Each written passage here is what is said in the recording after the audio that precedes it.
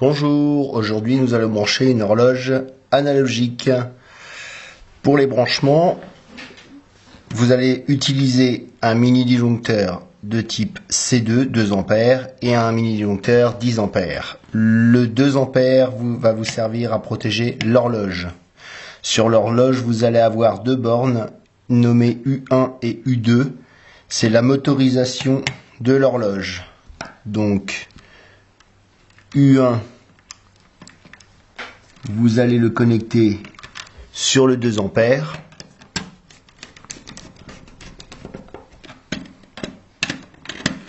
En phase. U2, ça va être le neutre qu'on va connecter au 2 ampères.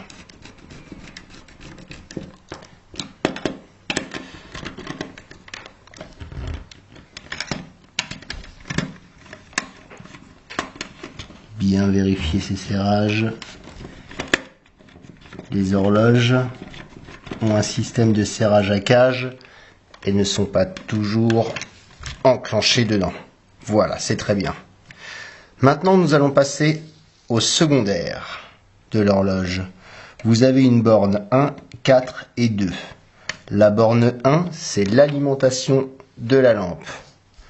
Nous allons donc, à la sortie du 10 ampères, brancher la phase sur la borne 1, qui est l'entrée du contact de l'horloge. Le neutre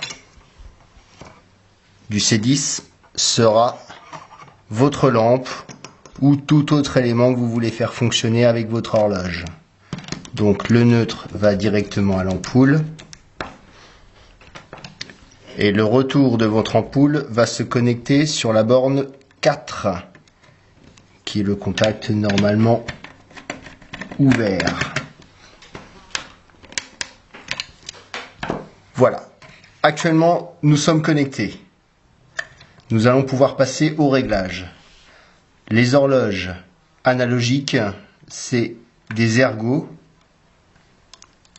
qui s'enfoncent quand ils sont éteints et qui ressortent quand ils sont allumés. Donc, c'est une horloge 7 jours.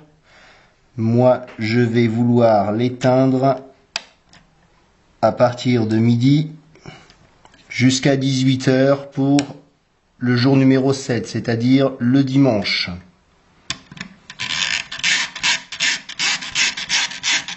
On va dire qu'il est midi. Je vais connecter l'installation,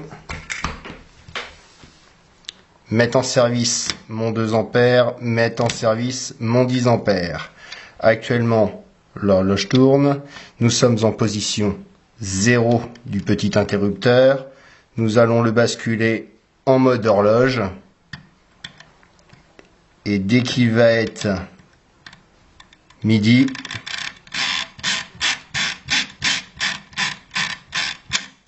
ça s'éteint. Votre horloge est actuellement en place.